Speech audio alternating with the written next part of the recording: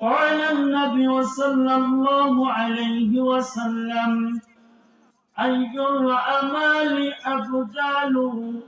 قال إيمان بالله والجهاد في سبيل الله متفق عليه. إن الله وملائكته يصلون على النبي يا أيها الذين آمنوا صلوا عليه وسلموا تسليما। আমার সঙ্গে দরুদ ইব্রাহিম পড়ুন। اللهم صل على محمد وعلى آل محمد كما صليت على إبراهيم وعلى آل إبراهيم إنك حميد مجيد. اللهم بارك على محمد وعلى آل محمد كما باركت على إبراهيم وعلى آل إبراهيم إنك حميد مجيد. القرآن أحبني দিন কায়েমের প্রয়োজনে নতুন করে আবার আমি শপথ নিলাম আজ কেউ না করুক আমি করব কাজ। কথা বলেন ঠিক কিনা? আমি হতাশ হব না, ভয় করব না, দিনের কাজে ব্যস্ত রব পর সকাল শ্বাস কেউ না করুক আমি করব কাজ। অনেক মা বোনেরাও এসেছেন, কি কর আসেন না? কেউ বা পরে কলজতে, কেউ বা পিতিয়াই হি করে হাসে নারী লজ্জা শরম নাই। কেউ বা পরে কাবিজ জামা আইনা মার্কা শাড়ি, এই তো পেলাম বাংলাদেশের দাউস মার্কা নারী। কথা বলে আরে বাবু শাশুড়ি হয়েছে পোলা বিয়ে করেছে, বাবু শাশুড়ি হয়েছে পোলা বিয়ে করেছে, দেওয়ানা বানাইছে, খ্রিস্টান একটা মাইয়া পোলার বধূ বানাইছে। কি কথা কবু জান, মুসলিম হইয়া কেমনি বধূ বানাও খ্রিস্টান। কথা বলেন আমার দেশের পোলা ভাঙার পছন্দ হয় না, একটা কাউয়া আইন আছে, খ্রিস্টান একটা মাইয়া পোলার বধূ বানাইছে। হাইরে খ্রিস্টান একটা মাইয়া পোলার বধূ বানাইছে। কথা বলেন আলহামদুলিল্লাহ। আজকের এই মানদুয়ার পার নুরান দারুস সালাম হাফিজিয়া মাদ্রাসার উন্নতি কল্পে আয়োজিত এই তাফসীরুল কোরআন মাহফিলের সম্মানিত সভাপতি মাওলানা মুহাম্মদ আব্দুর রহমান সাহেব, সংসুপার পশ্চিম দামুদ্দারপুর দাখিল মাদ্রাসা, আল্লাহ তেনাকে হায়াতে তাইয়্যিবা সিরাতে কুল্লিয়া দান করুন, আল্লাহুম্মা আমিন।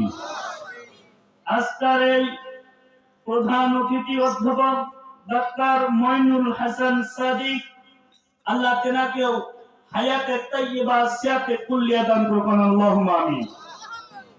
তারপরে বিশেষ অতিথিবৃন্দ, আমন্ত্রিত অতিথিবৃন্দ এবং প্রধান বক্তা, বাংলা ও ভারতের জনপ্রিয় বক্তা মিডিয়া ব্যক্তিত্ব আমার বড় ভাই মাওলানা এস এম মেহেদী হাসান সিদ্দিকী আমার পরে আছেন। আমার আগে আলোচনা রাখলেন মহিউদ্দিন জিহাদি, বেলাল হোসেন যুক্তিবাদী, হাফেজ কারি জিহাদ হাসান। আল্লাহ সবাইকে দ্বীনের দায়ী হিসাবে সারা বিশ্বে আল্লাহ যেন কবুল করেন। আল্লাহ সুবহানাহু ওয়া তাআলা লাখো শুকর যে আল্লাহ রাব্বুল আলামিন জান্নাতের বাগানে বসার তৌফিক দান করলেন। সে মনিবের দরবারে আমরা শুকরগুজার করি, আলহামদুলিল্লাহ।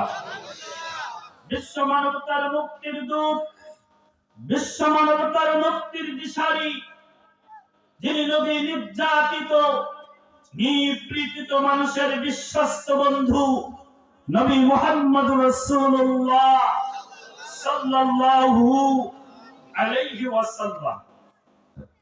সম্মানিত উপস্থিতি, অনেক আলোচনা শুনলেন। আমি যেহেতু দূর থেকে এসেছি, না বললে নয়। আমার আগে খুব গুরুত্বপূর্ণ আলোচনা করে গেলেন জিহাদ হোসেন এবং বেলাল হোসেন যুক্তিবাদী, মহিউদ্দিন জিহাদি। সব কোরআন হাদিসের আলোকেই আপনাদের মনমুগ্ধকর আলোচনা রাখছিলেন। যা হোক, আমাদের মহাপবিত্র আল কোরআন, এই কোরআনটা হলো আমাদের আলো। এটা কি? এই কোরআনটা যারা মানবে তাদের কোনো ভয় আছে, দুশ্চিন্তা আছে? কোনো নাই, ভয় নাই, দুশ্চিন্তা নাই। কিন্তু নবী ও রাসূলগণদেরকে দাওয়াত দিতে গিয়ে নির্যাতন হতে হয়েছিল। কথা বলেন, নির্যাতনের শিকার আজও বাংলার জমিনে যারা কোরআনের কথা বলেছিল তাদেরকেও ফাঁসির মঞ্চে যেতে হয়েছে। কথা বলেন, কোরআনটা হলো, আজকে কোরআনের কথা বলতে পারবো না, পারমিশন নিতে হয়। পারমিশন ছাড়া কিন্তু কোন তাফসীর মাহফিল হয় না। কথা বলেন কেন? 90% মুসলমানের দেশে যদি কোরআনের তাফসীর মাহফিলের জন্য যদি অনুমতি নেওয়া হয়, তা আমরা মুসলমান আছি কি? কথা বলেন কেন? বাধা সৃষ্টি হয়েছে কোথা থেকে? রাষ্ট্রীয় থেকে। কোথা থেকে? রাষ্ট্রীয় থেকে বাধা সব সৃষ্টি হয়েছে। কেন? সম্মানিত উপস্থিতি, তাহলে সংসদে যারা বসে এরাও তো মুসলমান। কথা বলে, এরা তো মুসলমান। হজও করে আসছে, উমরাও করে আসছে, ফজরের সালাত আদায় করে, তাহাজ্জুদ করে, কুরআন তেলাওয়াত করে। কথা বলে, কুরআন তেলাওয়াত করে। কিন্তু মুসলমানের দেশে কোরআনের তাফসীর মাহফিল হয় না, অনুমতি লাগে। বক্তাকে স্টেজে আনার পরে বেইজ্জতি করা হয়, মাইক পিস ধরে নেমে দেওয়া হয়। কোন জামানা? সম্মানিত উপস্থিতি, রাষ্ট্রশক্তি বাধা দিয়েছিল, এই কারণে তা হয়েছিল। কিন্তু এখন তো বাধা নেই, আছে নাকি? সব চলবে। আল্লাহ রাব্বুল আলামিন বললেন, এই কোরআনটা যদি পার্লামেন্টে যায়, আমাদের সমাজ, রাষ্ট্রীয় সমাজ চাঙ্গা হয়ে যাবে কি যাবে না? আল্লাহ রাব্বুল আলামিন দেখেন, হযরত ইব্রাহিম, সে সময়ে নমরুদ কিন্তু শাসক ছিল। শাসক ছিল কে? নমরুদ। নমরুদ যখন শাসক ছিল, হযরত ইব্রাহিম দাওয়াত দিয়েছিল কিসের? ইসলামের দাওয়াত দিয়েছে কি দেয় নাই? বাধা সৃষ্টি হয়েছিল। বাধা করল কে? বাধা করল ওই নমরুদ। রাষ্ট্র পরিচালনা করেছিল অর্ধেকে কাজ। পরিচালনা যখন করলেন, দাওয়াত দিতে ধরলেন, কিন্তু হযরত ইব্রাহিমকে অগ্নির কুণ্ডের সম্মুখীন হতে হয়েছে কি হয় নাই? আল্লাহ রাব্বুল আলামিন যখন ইব্রাহিমকে আগুনের মধ্যে ফেলানো হয়, আল্লাহ রাব্বুল আলামিন নোটিশ করে দিলেন, নারুকুনি বারদাও ওয়া সালামান আলা ইব্রাহিম। আল্লাহ রাব্বুল আলামিন বললেন, আগুন ইব্রাহিমের জন্য তুমি শান্ত হয়ে যাও। ফুলের বাগান হয়ে গিয়েছে কি যায় নাই? আগুন ফুলের বাগান হয়ে গেলেন। কার জন্য? ইব্রাহিমের জন্য। এই জন্য জাতির পিতা আমাদের ইব্রাহিম আলাইহিস সালাম। কথা বলেন, অন্য কাউকে জাতির পিতা মানা জায়েজ নয়, গুনাহ হবে। আপনি নামাজি, নামাজ পড়েন, রোজা রাখেন, কিন্তু জাতির পিতা একজন ইব্রাহিম আলাইহিস সালামকে বাদ দিয়ে যদি অন্য জাতির পিতা মানা হয়, তাহলে সর্বনাশ। ওই লোকটাকে জাহান্নামের স্থান নিজেই করে ফেলল। কথা বলেন ঠিক কিনা? জাতির পিতা কোরআনে নির্ধারণ করে দিয়েছেন আল্লাহ। কথা বলেন,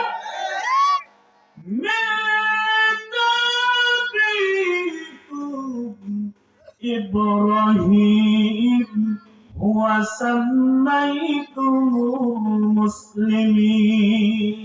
আল্লাহু আকবার। অন্য কেউ জাতির পিতা হতে পারে না।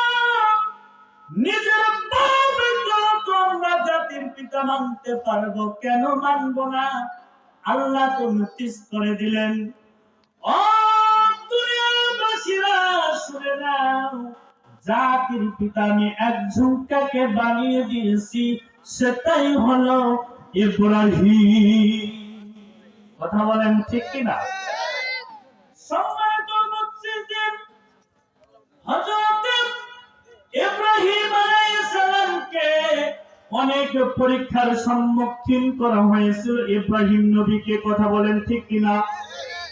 দেখেন, বাস্তব প্রমাণ নেন, বাস্তব কোরআন এবং হাদিস থেকে শিক্ষা অর্জন করে যান। হযরত ইব্রাহিম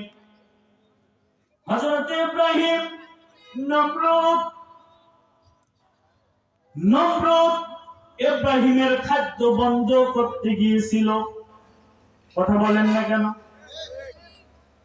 খাদ্য বন্ধ করলেন, কিন্তু আল্লাহ রাব্বুল আলামিন ইব্রাহিমকে বলেন, ইব্রাহিম তুমি চিন্তা করো না, তুমি চিন্তা করো না, আমার পথে যারা থাকবে আমি মুমিনদের সাহায্য করা আল্লাহর প্রতি ভগজীব হয়ে যায়। চিন্তার কোনো কারণ নেই, চিন্তা করো না, কোনো চিন্তা করো না। ইব্রাহিম আলাইহিস সালাম বাড়িতে খাদ্য নাই, বিবি অনাহারে আছে। প্রথম বিবির নাম ছিল বিবি সারা। কি নাম বললাম? বিবি সারা। বিবি সারা অনাহারে আছে, ইব্রাহিম অনাহারে আছে, খাদ্য নাই, কোথায় পাবে? কি সমস্যা? সব খাদ্য তো হযরতে ইব্রাহিমের সব খাদ্য তো নমরুদ গোদাম লাভ করলেন। কি করলেন? গোদাম লাভ করলেন, খাদ্য বন্ধ করবে। কিন্তু আল্লাহ রাব্বুল আলামিন তিনি কি বললেন? যত খাদ্য তোমরা বন্ধ করবে, হযরত ইব্রাহিম বালু আর পাথর খাদ্যের পরিণতি করলেন আল্লাহ সুবহানাহু ওয়া তাআলা। আল্লাহু আকবার। অনেক আলোচনা আছে, আমি সংক্ষেপে আপনাদেরকে কাজ দিলাম।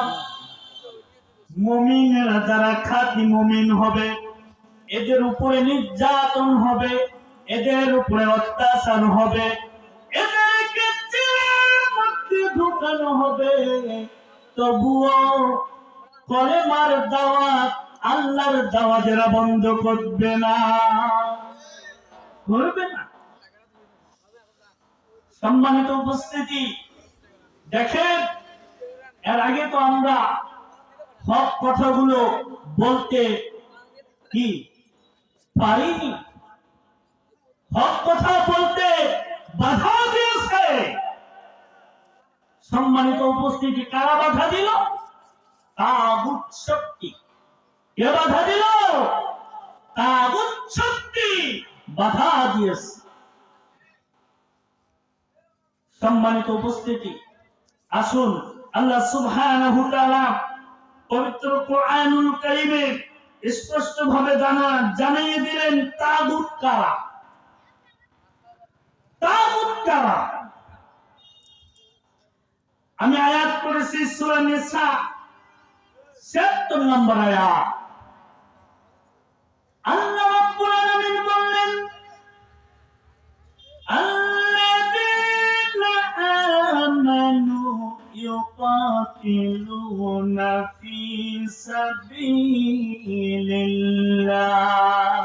আল্লাহু আকবার।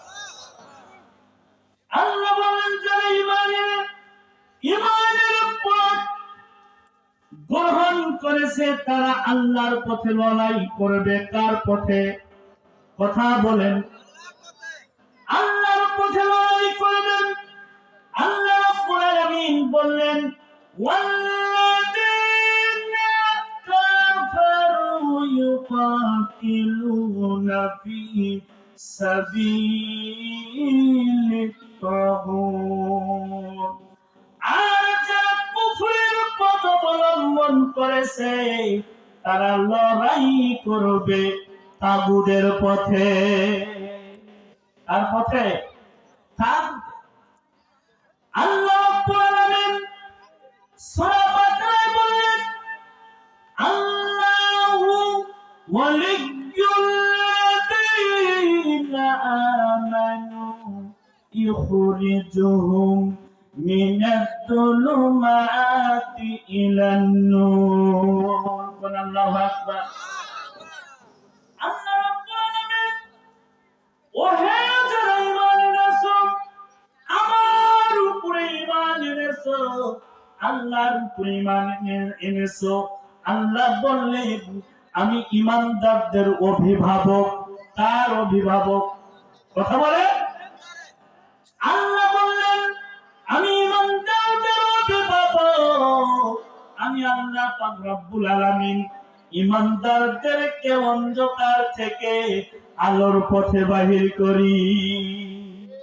কথা বলেন ঠিক কি না? কোরআনটা হলো কি? কোরআনটা হলো কি? আলো। আলো। এই পথে যারা থাকবে, এই পথে যারা নিহত হবে, তারা শহীদ। তারা কি? শহীদ। আল্লাহর দ্বীন প্রতিষ্ঠার জন্য, আল্লাহর দ্বীন কায়েমের জন্য যারা জমিনে প্রচেষ্টা করবে কোরআনের রাজ কায়েমের জন্য, এরা যদি পথে ঘাটে মারা যায়, এদেরকে আল্লাহ শহীদের মর্যাদা দিয়েছে। সুবহানাল্লাহ। আল্লাহর পথে, আল্লাহর পথে আমাদেরকে থাকতে হবে। আল্লাহর পথে থাকতে হবে। যারা আল্লাহর পথে থাকবে এরাই প্রকৃত মুমিন। এরাই যদি মৃত্যু হয়ে যায়, এরাই শহীদের মর্যাদা পাবে। সম্মানিত উপস্থিতি, আসুন, দুনিয়াটা হলো মুমিনদের জন্য জেলখানা। কি খানা? জেলখানা। আর কাফেরদের জন্য হলো দুনিয়াটা হলো বালাখানা। যখন ইচ্ছা তখন কাফেররা কি না কি করে। কথা বলে। আর দুনিয়া সিজনুল মুমিনিন ওয়া জান্নাতুল লিল কাফির। দুনিয়ার মানুষ শুনে নাও, দুনিয়াটা হলো মুমিনদের জন্য জেলখানা, আর কাফেরদের জন্য হলো বালাখানা।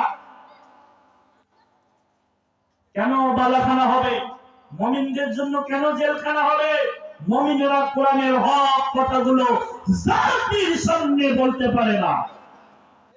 কথা বলে। বললে বাধা সৃষ্টি হয় উপর থেকে। আমরা চাই কোরআন সংসদে যা, কোরআন দিয়ে দেশ পরিচালনা হোক। হিজবুল্লাহ আল্লাহর পথে যারা থাকবে, আল্লাহর দ্বীন কায়েমের আন্দোলন কর্মসূচি যারা চালাবে, এরাই মৃত্যু হয়ে গেলে এরাই জান্নাতের অধিবাসী হবে। সুবহানাল্লাহ। সম্মানিত উপস্থিতি, সাহাবারা দেখেন, সাহাবারা কিভাবে রাসূলকে ভালোবাসতেন, কিভাবে মহব্বত করতেন। হযরত আমর বিন জামহুর রাদিয়াল্লাহু তাআলা আনহু আল্লাহর নবীর আশিক ছিলেন, নেঙ্গা সাহাবী। কি বললাম? নেঙ্গা সাহাবী আমর বিন জামহুর। এই আমর বিন জামহুর নেঙ্গা মানুষ, প্রতিবন্ধী মানুষ, চলতে পারে না, খোঁড়াইয়া খোঁড়াইয়া হাতে। তার কিন্তু 4টা সন্তান আছে। আল্লাহর নবীর কাছেই এই 4 সন্তান থাকে। আমর বিন জামহুর আল্লাহর নবী বিশ্ব নবীকে বললেন, ইয়া রাসূলুল্লাহ, আমি তো যুদ্ধের ময়দানে যাব, জিহাদ করব। আল্লাহর নবী বললেন, আমর রে, তুমি যে নেংরা মানুষ, তুমি না প্রতিবন্ধী, তোমাকে যদি আমি যুদ্ধের ময়দানে পাঠাই, আমার আল্লাহ পাক রব্বুল আলামিন বেজার হয়ে যাবে। আমর বিন জামহুর রে, তুমি যায়না মাস্তাবিশাইয়া আমার জন্য দোয়া করবে। আমি রাসূল সুস্থ, আমি রাসূল সুস্থ। আমর বিন জামহুর বললেন, না না, আমার চার সন্তান যুদ্ধের ময়দানে যাবে, তারা শহীদ হয়ে আমার আগে জান্নাতে যাবে, আমি পিছে থাকবো, তা হতে পারবো না। ইয়া রাসূলুল্লাহ, ইয়া হাবিবাল্লাহ, হুজুর আমাকে অনুমতি দিন, আমাকে অনুমতি দিন, আমিও যুদ্ধের ময়দানে শহীদ হইয়া আল্লাহর জান্নাতে আমরা বাপ বেটারায় থাকবো। সুবহানাল্লাহ। আল্লাহর নবী বললেন, আমার না না না, তোমাকে যাওয়া যাবে না, তুমি ন্যাংরা মানুষ, তুমি বাড়িতে বসে দোয়া করবে আমার জন্য। না না না, আমিও যাব, আমিও যাব। হযরত আল্লাহর নবী অনুমতি দিলেন, যুদ্ধের ময়দানে চলে গেল। চার সন্তানেরা যুদ্ধ করলেন, বাপকে মাঝে রাখলেন, কিন্তু বিবির কাছে আমর বলে আসলেন, রব্বুল আলামিন, আয় আল্লাহ তাআলা, আমি যে যুদ্ধের ময়দানে যাইতেছি, আমাকে যেন আর ঘরের মধ্যে ফিরে দিও না, আমাকে ঘরের মধ্যে ফিরিয়ে দিও না, আমাকে ফিরিয়ে দিও না। চলে গেলেন। যুদ্ধ শুরু হলো। তার চার সন্তান যখন শহীদ হয়ে গেল, যুদ্ধ করতে করতে, এত ন্যাংরা প্রতিবন্ধী, এও তরবারি হাতে নিয়ে কাফের মুশরিকদের বিরুদ্ধে সবাইকে, কাফেরদেরকে আঘাত করে সাইজ করে বিদায় করে দিয়ে আমরও শহীদ হয়ে আল্লাহর জান্নাতে চলে গেল। সুবহানাল্লাহ। রাসূলের ভালোবাসা দেখছেন? কথা বলে, দেখছেন সাহাবীরা কি ভালোবাসতেন, মহব্বত করতেন, প্রেম প্রীতি করতেন। প্রেম যদি তুই করবি রে মন, সব ছেড়ে জন্ম দিনাই, হায় হায় প্রেমে রাসূল যে দেশে ঘুমা। সম্মানিত উপস্থিতি, এখন লাশগুলো পড়েছে, একটা একটা করে উটের মধ্যে লাশ তুলতেছে। আল্লাহর নবী বললেন, ওই আমর বিন জামহুর স্ত্রী আসলেন রাসূলের দরবারে, এসে বললেন, ইয়া রাসূলুল্লাহ, ইয়া হাবিবাল্লাহ, হুজুর আমার চার সন্তান নিহত, মারা গেছে, শহীদ হয়ে গেছে, আমার স্বামীও শহীদ হয়ে গেছে, শহীদ হয়ে গেছে। উটের উপরে উঠালেন, উঠে নিয়ে যাবে শহীদের লাশগুলো, কিন্তু আল্লাহর নবী বললেন আমর বিন জামহুর স্ত্রীকে, বলো বলো, ওই আমর যখন বাড়ি থেকে বিদায় নিয়ে চলে আসছে, কোনো কিছু কি বলে আসছে? হ্যাঁ বলে আসছে। কি বলছে? দোয়া করলেন, রব্বুল আলামিন, আমি যুদ্ধের ময়দানে যাইতেছি, আমি শহীদ হইতে যাচ্ছি, আমি যে জিহাদ করে শহীদ হব, আল্লাহ আমার লাশটা তুমি আর আমার বাড়িতে ফেরত দিও না। এই জন্য ওই ঘোড়া আর লাগায় যাচ্ছে না, এজন্য যাচ্ছে না। দেখেন সাহাবায়ে কেরামদের মহব্বত দেখেন, ভালোবাসা দেখেন। আজকে দেখেন আল্লাহর নবীকে কটূক্তি করা হয়, ব্যঙ্গচিত্র করা হয়, মুসলমানেরা ঘরে বসে তসবিহ দানা টিপতেছে। কথা বলেন, কথা বলেন।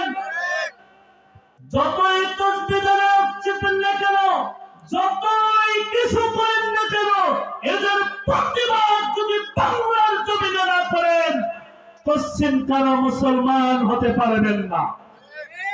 মুসলমান হতে হলে রাসূলকে ভালোবাসতে হবে, মহব্বত করতে হবে। কথা বলেন ঠিক কিনা? লা ইউমিনু আহাদাকুম হাত্তা আকুনা হাব্বা ইলাইহি মিন ওয়ালিদিহি ওয়া ওয়ালাদিহি ওয়ান নাস আসমাইন। ছেলে মেয়ে স্ত্রী পুত্র চাইতে যারা আমাদের রাসূলকে ভালোবাসলো, সে রাসূল আমাদের জান্নাতের সুপারিশকারী হয়ে যাবে। সুবহানাল্লাহ। সম্মানিত উপস্থিতি, আসুন আসুন, আমাদের করণীয় কি? আমরা কি করব দুনিয়াতে? আকিমুদ্দিন, দিন প্রতিষ্ঠা আমাদেরকে করতে হবে। দিন প্রতিষ্ঠার জন্য আমাদের মাঠে ময়দানে কাজ করতে হবে। কথা বলে, আমরা আছি তো? পারবো তো? ইনশাআল্লাহ। সম্মানিত উপস্থিতি, সাহাবারা জীবন দিলেন, সাহাবীরা জান দিলেন, তবুও সাহাবীরা মা ছেড়ে দেয়নি। দিয়েছে নাকি? দেয়নি। যত নির্যাতন হয়েছে, নিপীড়িত হয়েছে, ততই মুমিনদের বিজয় হবে, হবেই হবে। কথা বলে, অবশ্যই। তোমরা কি মনে করতেছো? তোমরা কোনো চিন্তা করো না। ওয়ালা তাহানু ওয়ালা তাহজানু ওয়া আনতুমুল আলাউনা ইন কুনতুম মুমিনিন। মুমিনেরা পেরেশান হইও না, অবশ্যই তোমাদের বিজয় হবে নিশ্চিত, তোমরা যদি প্রকৃত মুমিন হও। তোমরা যদি প্রকৃত মুমিন, আল্লাহ সুবহানাহু ওয়া তাআলা মুমিনদেরকে অবশ্যই আল্লাহ সাহায্য করেন কোন বিপদের সম্মুখীন হলে। আল্লাহ রাব্বুল আলামিন বলেন, ওয়া কানা হাক্কান আলাইনা নাসরুল মুমিনিন। আল্লাহু আকবার।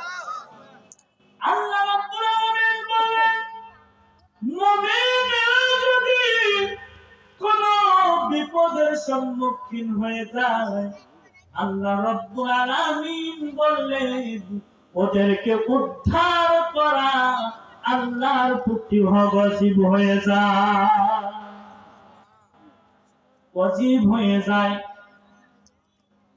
মুমিনরা কোনো ভয় করবে না, লা খাউফুন, কোনো ভয় নাই, ওয়ালা হুম ইয়াহজানুন, ওদেরও কোনো দুশ্চিন্তা নাই, কোনো ভয়ও নাই, দুশ্চিন্তা নাই মুমিনদের জন্য।